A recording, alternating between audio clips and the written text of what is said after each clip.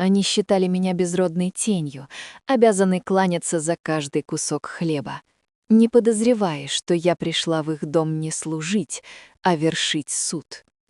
Пока герцог праздновал победу над моей семьей, я уже затягивала на его шее невидимую петлю, используя в качестве оружия собственного сердца, его единственного сына. Глава 1. Призрак в дешевом шелке. Лондонский туман в тот вечер был особенно густым, словно сама природа пыталась помочь мне спрятаться. Я стояла перед зеркалом в тесной каморке, которую теперь называла своим домом, и затягивала корсет до тех пор, пока дыхание не стало прерывистым. Мои руки дрожали, но не от холода, а от предвкушения. 5 лет назад я покинула этот город в слезах, прижимая к груди оскверненную фамильную печать своего отца, графа Рэдклиффа. Сегодня я вернулась как мисс Лилиан Фрост, безродная компаньонка престарелой леди Олстон. Мое имя было стерто, мое состояние украдено, но моя память была острее любого клинка. «Мисс Фрост, вы готовы?» — раздался дребезжащий голос леди Олстон из-за двери. «Карета подана. Если мы опоздаем на бал к графине Спенсер, я велю вычесть это из вашего жалования». «Иду, мадам», — ответила я, бросив последний взгляд на свое отражение. На мне было платье из недорогого синего шелка, подарок моей нанимательницы. Оно было простым, лишённым кружева и жемчуга, которые когда-то украшали мои наряды. Но под этим скромным обличьем билось сердце леди, жаждущей правосудия. Мой отец, добрый и доверчивый человек, покончил с собой после того, как герцог Монтгомери обвинил его в растрате казенных денег. Все знали, что это ложь, но золото герцога заставило судей ослепнуть. Отец не выдержал позора. Теперь Монтгомери процветал, а я училась выживать. Бал у Спенсеров был воплощением того великолепия, которое я когда-то принимала как должное. Сотни свечей отражались в натертом паркете, аромат лилий смешивался с запахом дорогого табака, а шепот сплетен заглушал музыку оркестра. Я послушно следовала за леди Олстон, подавая ей веер или флакон с солью, оставаясь невидимой для блестящей толпы. Компаньонка — это предмет мебели, тень в углу зала, и это было моим главным преимуществом. «Смотрите, мисс Фрост», — прошамкала леди Олстон, указывая веером на вход. «Вот они, Монтгомери, истинные короли Лондона». Мое сердце пропустило удар. В зал вошел он, герцог Генрих Монтгомери. Время пощадило его, он выглядел таким же властным и надменным, как в тот день, когда стоял на пороге нашего разоренного дома. Рядом с ним шел молодой человек, чье появление заставило дам в зале судорожно замахать веерами. Артур Монтгомери, наследник герцогства. У него были темные вьющиеся волосы и прямой открытый взгляд, который совершенно не вязался с образом сына хищника. Говорят, Артур ищет невесту, но герцог не отдаст сына абы кому. Ему нужна родословная и предание. Жаль парня, он кажется слишком порядочным для своего отца. Я впилась ногтями в ладони. Порядочным. Сын вора и убийцы не может быть порядочным. Он инструмент, с помощью которого я разрушу все, что построил его отец. Мой план был прост — влюбить в него наследника, заставить его открыть семейные тайны, а затем выставить их позор на всеобщее обозрение, лишив Монтгомери самого дорогого — репутации. Музыка сменилась, зазвучал вальс. Я намеренно отошла от леди Олстон к Полонне, мимо которой должен был пройти Артур. В нужный момент я сделала вид, что пошатнулась, и мой веер соскользнул с руки, упав прямо к его ногам. «Простите мою неловкость, сэр», — прошептала я, опустив глаза. Артур остановился. Он поднял веер и протянул его мне. Когда наши пальцы соприкоснулись, я почувствовала странный электрический разряд. Его глаза оказались не холодными, как у отца, а глубокого орехового цвета, полные странной печали. «Не стоит извиняться, мисс», — запнулся он, ожидая имени. «Фрост? Лилиан Фрост», — ответила я, приседая в безупречный реверанс. «Мисс Фрост». Он улыбнулся, и эта улыбка на мгновение заставила меня забыть о ненависти. «Вы кажетесь слишком бледной для такого веселого вечера. Позвольте пригласить вас на танец. Это вернет краску вашим щекам».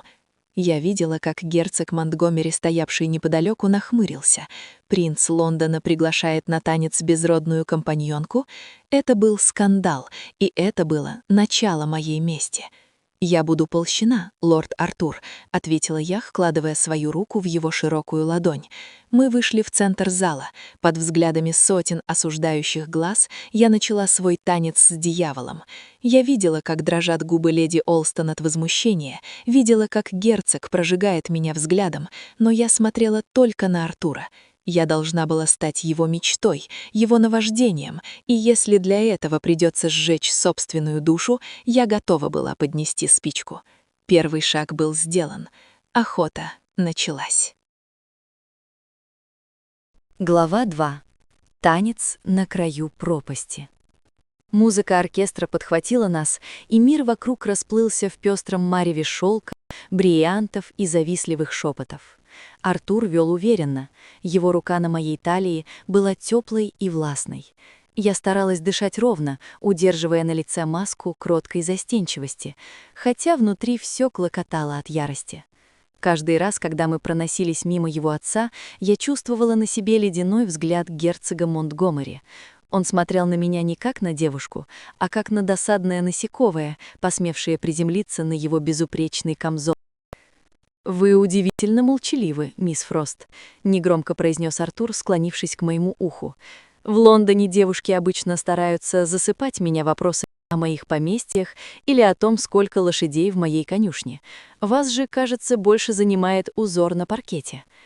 Я подняла на него взгляд, стараясь придать глазам выражение печальной загадочности. «Лошади и поместья — это лишь декорации, милорд. К тому же компаньонкам не положено проявлять излишнее любопытство. Мы существуем лишь для того, чтобы подавать чай и вовремя кивать». Артур на мгновение сжал мои пальцы чуть крепче, чем того требовал танец. «Вы не похожи на тень, мисс Фрост. У вас взгляд человека, который видел пожары, но не сгорел в них. Простите мою дерзость, но я редко встречаю в этих залах людей с живой душой.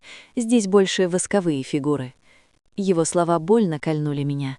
Если бы он знал, что эта живая душа пришла сюда, чтобы уничтожить все, что ему дорого. Но я не могла позволить себе слабость. Моя месть должна быть холодной, как сталь. «Возможно, мы все носим маски, лорд Артур», — ответила я с легкой улыбкой. «Просто у кого-то они из дорогого кружева, а у кого-то из суровой необходимости». Когда танец закончился, в зале повисла тяжелая тишина. Артур не отпустил мою руку сразу, как того требовал этикет, а проводил меня к леди Олстон, которая к тому моменту уже едва не лишилась чувств от смеси гордости и ужаса. К нам тут же подошел герцог. Его лицо напоминало посмертную маску, застывшее, безжалостное.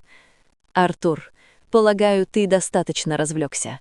Нас ждет лорд Дерби, у него есть к тебе деловой разговор». Герцог мельком взглянул на меня, и в его глазах промелькнуло нечто странное, мгновенное узнавание, которое он тут же подавил. Сердце мое замерло. Неужели он узнал в нищей компаньонке дочь того, кого он втоптал в грязь? Нет, это невозможно. Прошло 5 лет, я подросла, сменила прическу и имя. «Разумеется, отец», — Артур вежливо поклонился мне. «Надеюсь, это не последняя наша встреча, мисс Фрост. Ваша компания была освежающей». Они одулились, а леди Олстон тут же вцепилась в мой локоть. «Лилиан, ты хоть понимаешь, что натворила?» — прошипела она, увлекая меня в сторону фуршетного стола. «А тебе завтра будет трубить весь утренний вестник. Ты никто, а он наследник половины Англии. Герцог тебя в порошок сотрет, если ты еще раз приблизишься к его сыну». «Я лишь была вежлива, мадам», — ответила я кротко, хотя мои мысли были далеко. Весь остаток вечера я наблюдала за Монтгомери из тени колонн. Я видела, как герцог шептался с какими-то подозрительными господами в темных углах. Я знала их лица. Это были те самые дельцы, которые когда-то свидетельствовали против моего отца. Механизм их лжи все еще работал, перемалывая чужие жизни ради новых золотых слитков. Когда мы вернулись домой, я не пошла спать. В моей каморке под самой крышей я достала из-под матраса старую шкатулку. В ней хранилось единственное сокровище — обрывок письма, которое отец не успел сжечь. В нем упоминались некие счета в банке Ллойд и сыновья, которые могли бы доказать, что деньги, в растрате которых обвинили отца, на самом деле перекочевали в карманы Монтгомери. «Артур — мой ключ», — думала я, глядя на тусклое пламя свечи. Он добр, он доверчив, он ищет искренности. Я стану для него идеалом, я заставлю его пригласить меня в поместье Монтгомери-Холл, где хранятся архивы его отца. Через 3 дня в дом леди Олстон прибыл лакей в ливрее герцога. Он вручил мне запечатанный конверт с гербом льва, терзающего добычу. Внутри было приглашение на прогулку в Гайд-парке. Подписи не было, но я знала, что это Артур. «Вы не пойдете», — вскричала леди Олстон. «Это ловушка. Герцог приказал сыну покончить с этой глупостью, а Артур, он просто играет с вами». «Я лишь была вежлива, мадам», — ответила я кротко, хотя мои мысли были далеко. В парке было ветрено. Последние листья клена кружились в воздухе, словно маленькие золотые монетки. Артур ждал меня у пруда. Он был без свиты, в простом рединготе и выглядел на удивление взволнованным. «Лилиан», — произнес он, когда я подошла. Его голос дрогнул. «Я боялся, что вы не придете. Мой отец, он запретил мне видеться с вами. Он говорит, что вы опасны». Я едва не рассмеялась. «Опасно? Я всего лишь жертва его собственной грубости. И вы слушаетесь отца во всем, лорд Артур?» — спросила я, чуть склонив голову. «До этого момента — да. Но когда я танцевал с вами, я понял, что впервые за 25 лет я не хочу быть инструментом в чужих руках. Расскажите о себе, Лилиан, расскажите правду, кто вы на самом деле». Я посмотрела в его глаза, такие честные и полные надежды, и на мгновение мне стало страшно. Моя ложь была моей защитой, но она же становилась моей тюрьмой. Но я не могла позволить себе слабость. Моя месть должна быть холодной, как сталь. «Возможно, мы все носим маски, лорд Артур», — ответила я с легкой улыбкой. «Просто у кого-то они из дорогого кружева, а у кого-то из суровой необходимости». В тот миг я поняла, что он мой. Рыбка заглотила крючок. Но почему же так больно сжималось мое собственное сердце? Глава 3. Горький чай и сладкая ложь. Приглашение в Монтгомери-Холл стало громом среди ясного неба для всего Лондона. Артур проявил неожиданное упрямство, уговорив свою тетку, вдовствующую графиню, пригласить леди Олстон и ее компаньонку на скромный чай. Разумеется, это была лишь формальность, чтобы легализовать мое присутствие в их логове. Когда наша карета подкатила к величественному особняку на Парк-Лейн, я почувствовала, как к горлу подкатил ком.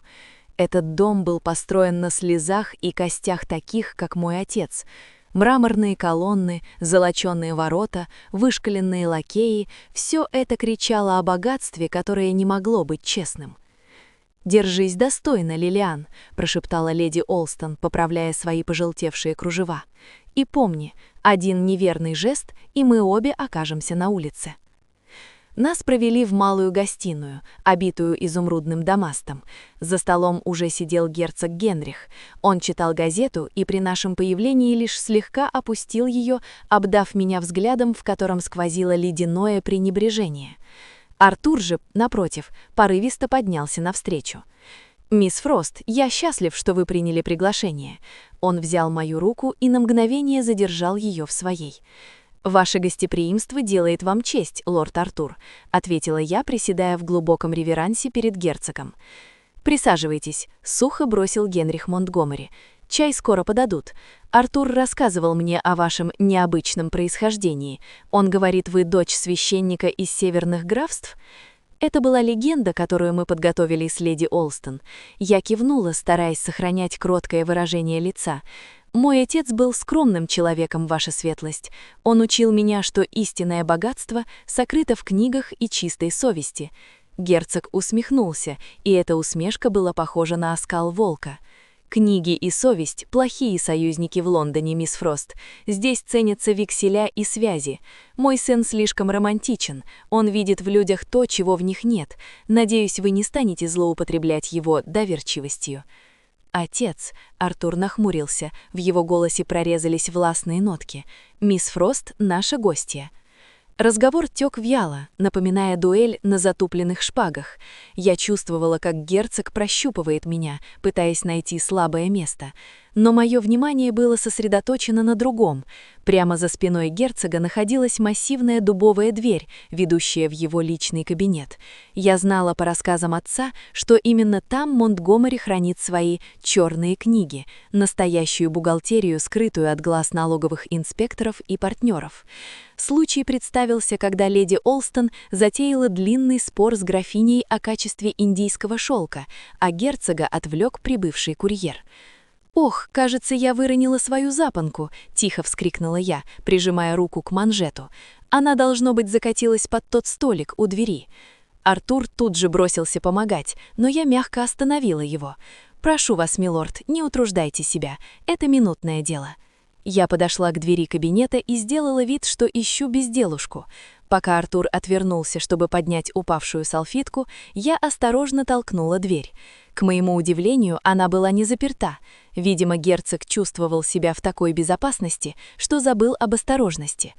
Внутри царил полумрак, пахло старой бумагой и дорогим бренди. Мой взгляд лихорадочно метался по полкам, пока не замер на сейфе, скрытом за портретом первого герцога Монтгомери. Но сейф мне не был под силу. Моя цель была проще — конторская книга на столе. Я скользнула внутрь, чувствуя, как сердце бьется о ребра, словно пойманная птица. Один быстрый взгляд на открытую страницу, списки имен, цифры, и вдруг знакомое имя — Рэдклифф, погашение через подставной фонд. Мои пальцы коснулись бумаги. Это было оно, доказательство того, что долги моего отца были искусственно созданы самим Монтгомери через фиктивные счета. «Что вы здесь делаете?» Голос Артура заставил меня вздрогнуть так, что я чуть не смахнула чернильницу. Он стоял в дверях, его лицо было бледным, а в глазах читалось недоумение, смешанное с удивлением. Я быстро выпрямилась, прижимая к груди руку, в которой все еще сжимала найденную в кармане запасную запонку. «Я забрела сюда случайно, Артур», — прошептала я, стараясь, чтобы голос не дрожал. Дверь была приоткрыта, и я подумала, что это выход в галерею. Здесь так красиво, Артур. Эти книги, они напомнили мне библиотеку моего отца. Артур подошел ближе. Он смотрел на меня так внимательно, словно пытался прочитать мои мысли. Я была уверена, что сейчас он позовет отца, и все закончится. Но вместо этого он тяжело вздохнул и закрыл дверь за собой, отрезая нас от гостиной. Мой отец не любит, когда заходят в его кабинет, Лилиан, особенно те, кому он не доверяет. Но я хочу вам верить. Он взял меня за руки, его ладони были холодными. Иногда мне кажется, что в этом доме стены пропитаны тайнами, от которых мне хочется бежать. Вы единственное светлое, что случилось здесь за долгое время. Пожалуйста, не заставляйте меня разочаровываться в вас. В этот миг мне стало по-настоящему страшно. Артур не был моим врагом, он был заложником этой семьи, так же, как и я, но его преданность отцу была его щитом, который я собиралась разбить. «Я никогда не причиню вам боли, Лилиан», — произнесла я, и в этот раз это не было ложью. Я не хотела боли для него, я хотела лишь справедливости для себя. «Тогда пообещайте мне», — он склонился к моему лицу, «что сегодня вечером на прогулке в саду вы расскажете мне все, без загадок, без масок, мисс Фрост». Я кивнула, понимая, что иду по самому краю. Ловушка захлопывалась, но я не знала, кто в ней окажется в итоге — семья Монтгомери или мое собственное сердце. Когда мы вернулись в гостиную, герцог уже закончил свои дела. Он посмотрел на нас, на Артура, который выглядел странно воодушевленным, и на меня. В его взгляде больше не было пренебрежения. Там была холодная, расчетливая угроза.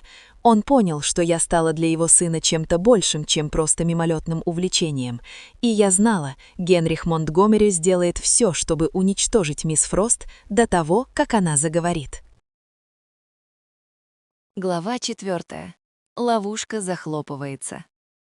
Вечер в саду Монтгомери-Холла был пропитан ароматом цветущих роз и ночной прохладой.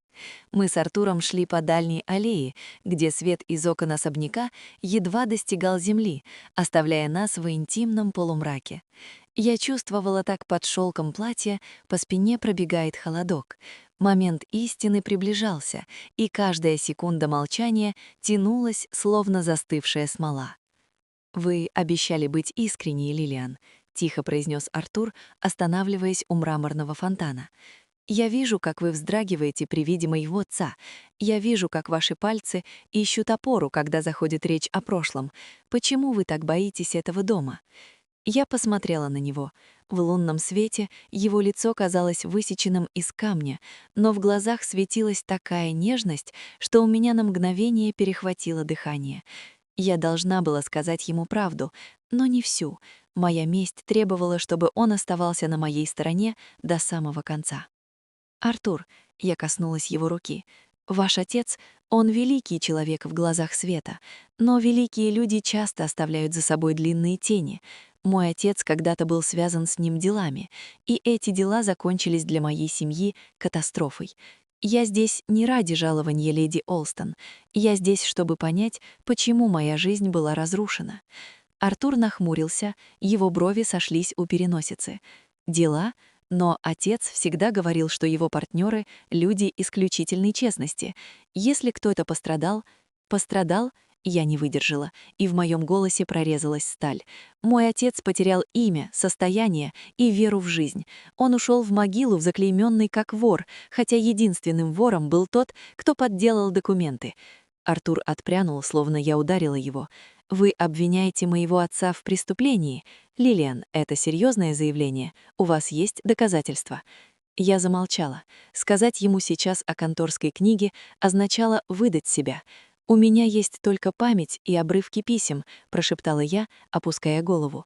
«Но я знаю правду, и я видела ваше лицо, Артур. Вы не такой, как он. Вы не смогли бы построить счастье на чужих руинах». Он долго молчал, глядя на воду в фонтане. Затем он медленно подошел и взял мое лицо в свои ладони. Его прикосновение было трепетным, почти умоляющим. «Я не верю, что мой отец — чудовище, но я верю вам, Лилиан, и я обещаю, я сам во всем разберусь. Если была совершена несправедливость, я ее исправлю. Но прошу вас, не делайте ничего за моей спиной». В этот момент из кустов послышался сухой хруст веток. Мы резко обернулись. Из тени лип вышел герцог Генрих. Он был в своем неизменном темном фраке, и его трость с надодальшником в виде львиной головы глухо стукнула о гравий. «Какая трогательная сцена!» — процедил он, и в его голосе я услышала неприкрытый яд. Сын-наследник и нищая компаньонка обсуждают семейные тайны под покровом ночи. «Артур, я полагаю, тебе пора вернуться в дом. У нас гости, и твое отсутствие выглядит неприлично». «Отец, мы просто гуляли». Артур попытался заслонить меня собой. «Иди», — властно повторил герцог. «Я хочу переговорить с мисс Фрост наедине, как хозяин дома с гостьей». Артур колебался, глядя на меня с беспокойством, но я едва заметно кивнула ему. Спорить с герцогом сейчас было бы безумием. Когда шаги Артура затихли, Генрих Монгомери подошел ко мне вплотную. От него пахло дорогим табаком и холодом. «Ты думаешь, я не узнал тебя, Лилиан Рэдклифф?» — прошипел он, и его глаза сверкнули гневом. «5 лет назад я проявил милосердие, позволив тебе и твоей матери уйти из Лондона. Я думал, ты достаточно умна, чтобы никогда не возвращаться в Лондон». У меня подкосились ноги, но я заставила себя смотреть ему прямо в глаза. «Милосердие? Вы уничтожили моего отца, чтобы прикрыть собственные махинации с казной. Вы украли наше будущее». Герцог рассмеялся сухим, безрадостным смехом. «Твой отец был слаб. В этом мире выживают только те, кто умеет переписывать историю в свою пользу. Ты пришла сюда ради мести, пытаешься использовать моего сына, Артур Монтгомери до мозга костей. Как только он узнает, что ты лгала ему с первого дня, он сам вышвырнет тебя на улицу». Он больно схватил меня за локоть, его пальцы впились в кожу через тонкий рукав. «Слушай меня внимательно, девочка. Завтра утром ты исчезнешь из Лондона. Леди Олстон получит приличное вознаграждение за твое молчание, а ты уедешь в провинцию и больше никогда не напомнишь о себе. Если же ты посмеешь сказать Артуру хоть слово о том, что видела в моем кабинете, я позабочусь о том, чтобы ты закончила свои дни в долговой тюрьме, как и твой никчемный папаша». Он оттолкнул меня, и я едва не упала на колени. «У тебя есть 12 часов, Лилиан, не трать их на прощание». Герцог развернулся и зашагал к дому. Его фигура быстро растворилась в ночи. Я осталась стоять у фонтана, чувствуя, как бессильные слезы обжигают щеки. Ловушка захлопнулась. Он знал все, он был готов раздавить меня как досадную помеху. Но Генрих Монгомери совершил одну ошибку. Он недооценил ту силу, которую дает отчаяние. Я не собиралась бежать. Если у меня осталось всего 12 часов, я использую их так, чтобы этот дом содрогнулся до самого основания. Я вытерла слезы и решительно направилась к черному входу для слуг. Мне нужно было найти Артура до того, как его отец успеет отравить его разум своей ложью, или же мне нужно было вернуться в тот кабинет и забрать то, что принадлежит мне по праву. Я нащупала в кармане маленький складной нож, который я всегда носила с собой. В эту ночь шелковые перчатки мести должны были обогреться настоящей кровью правды. Глава 5. Маски сорваны. Слова герцога эхом отдавались в моей голове, пока я пробиралась по темным коридорам Монтгомери-холла. 12 часов. Этого времени было слишком мало для побега, но вполне достаточно для того, чтобы совершить то, ради чего я вернулась. Я знала, что Артур сейчас находится в библиотеке. Он всегда уходил туда, когда тяжелые разговоры с отцом оставляли в его душе горький осадок. Я бесшумно приоткрыла тяжелую дверь. Артур сидел у камина, уставившись на затухающие угли.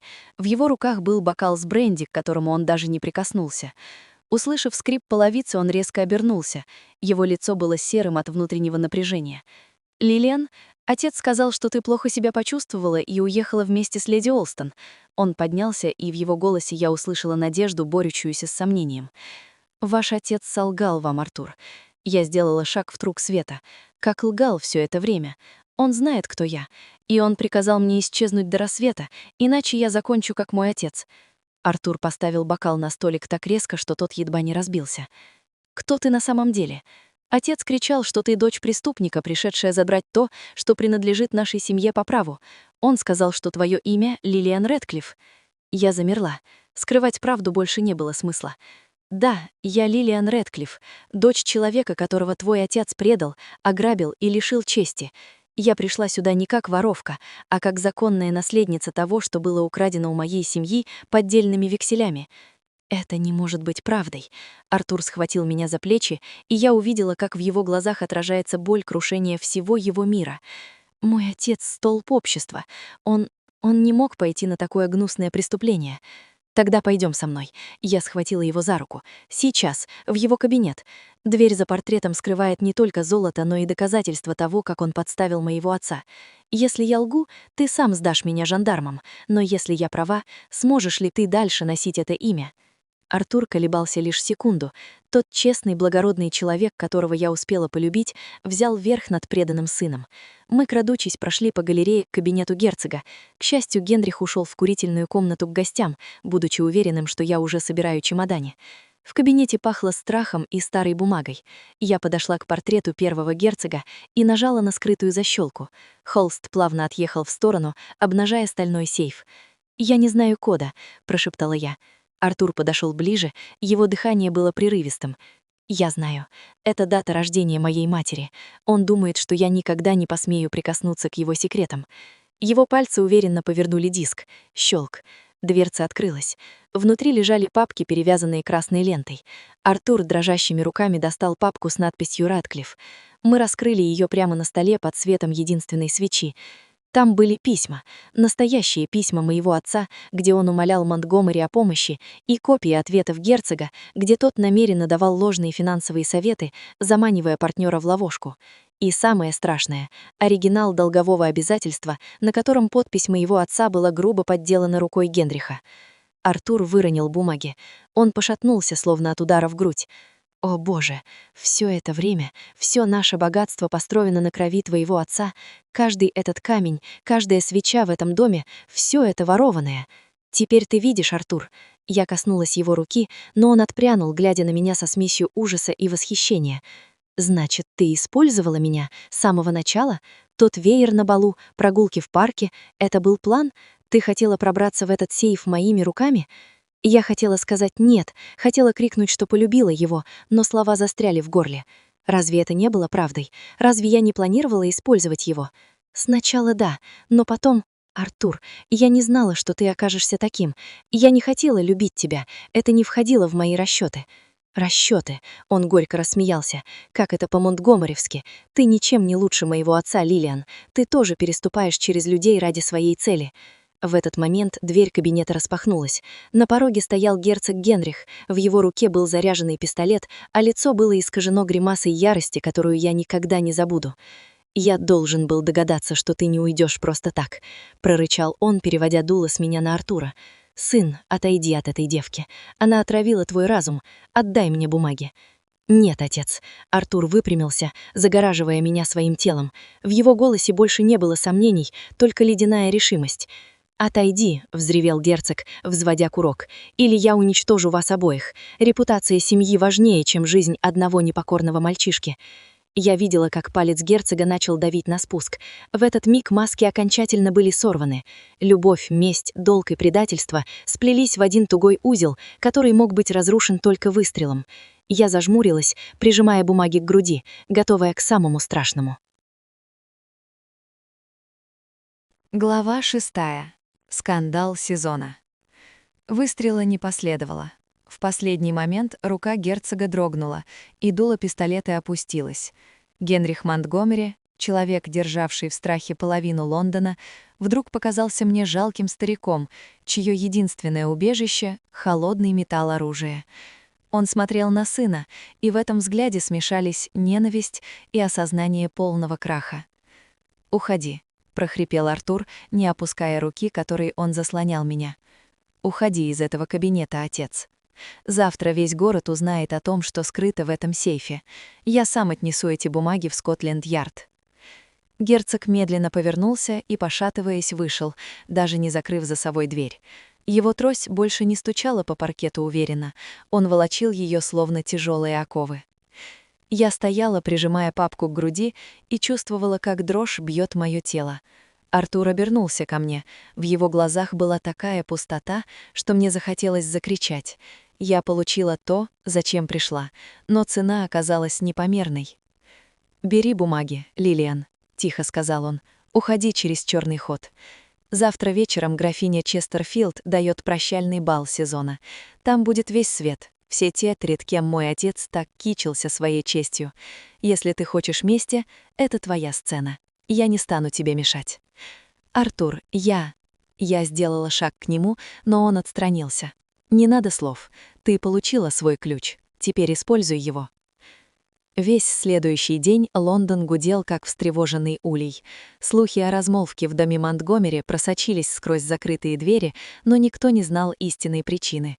Я провела эти часы в каморке у леди Олстон, заново перечитывая документы. Каждая буква, каждая цифра подтверждала. Мой отец был героем, павшим жертвой безжалостного стервятника. Вечером у особняка Честерфилдов выстроилась очередь из карет. Я надела свое старое платье, которое когда-то принадлежало моей матери. Оно было цвета ночного неба, расшитое серебром, которое потемнело от времени, но все еще хранило былое величие. Леди Олстон отказалась сопровождать меня, дрожа от страха, поэтому я вошла в зал одна. Оркестр играл веселую мазурку, пары кружились, веера порхали, как крылья бабочек. Но стоило мне появиться на пороге, как музыка словно стала тише. Я была призраком прошлого, восставшим из Эппели. Герцог Монтгомери уже был там. Он стоял в окружении министров и лордов, нацепив на лицо маску невозмутимости. Артур стоял подаль, бледный и прямой, как натянутая струня. Его взгляд встретился с моим, и я увидела в нем немую просьбу или, возможно, прощание. Я не стала ждать. Я прошла в самый центр зала, прямо к возвышению, где сидели хозяева бала. В моих руках была папка, перевязанная той самой рехтовой лентой. Прошу прощения за прерывание веселья, но сегодня здесь присутствует человек, чья репутация построена на лжи и крови.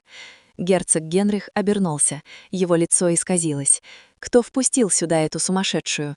Лакеи, вышвырните ее!» «Стойте!» Артур вышел вперед, его голос прогремел под сводами зала. «Пусть она говорит». У нее есть право, которого мы лишили ее семью 5 лет назад. Я развязала ленту и подняла вверх первый лист, поддельный вексель. Это подпись моего отца, графа Рэдклиффа, а вот это оригинал его почерка. Любой здесь присутствующий банкир подтвердит, что они не имеют ничего общего. Герцог Монтгомери не просто разорил моего отца, он методично уничтожал его, подделывая документы и воруя государственные средства для нужд флота. Толпа ахнула. Министр финансов, стоявший рядом с герцогом, сделал шаг назад, словно от прокаженного. «Ты лжешь, девка!» — заревел Генрих, бросаясь ко мне, но его перехватили офицеры гвардии. «Вот доказательства». Я начала раздавать листы из папки ближайшим лордам, списки счетов, тайную переписку, приказы о переводе золота на подставные фонды. Все это хранилось в сейфе Монтгомери-холла. Зал превратился в кипящий котел. Дамы падали в обморок, мужчины возмущенно кричали. Герцог Монтгомери, еще минуту назад бывший королем Лондона, сжимался под взглядами тех, кто только что заискивал перед ним. Его мир рушился, и обломки этого мира погребали его под собой. Я посмотрела на Артура. Он стоял неподвижно, глядя на позор своего отца. В этот миг я поняла, что совершила свою месть. Я вернула имя отцу. Я уничтожила врага. Но победа на вкус была горькой, как полынь. «Пойдемте, мисс Рэдклифф». Ко мне подошел лорд-канцлер. «Эти бумаги требуют немедленного изучения в министерстве. Вы проявили великое мужество». Я кивнула. Но прежде чем уйти, я подошла к Артуру. «Прости меня», — прошептала я так, чтобы слышал только он. «Ты сделала то, что должна была, Лилиан», — ответил он, и в его голосе я услышала бесконечную усталость. «Твой долг чести исполнен. Теперь мой черед нести груз своего имени».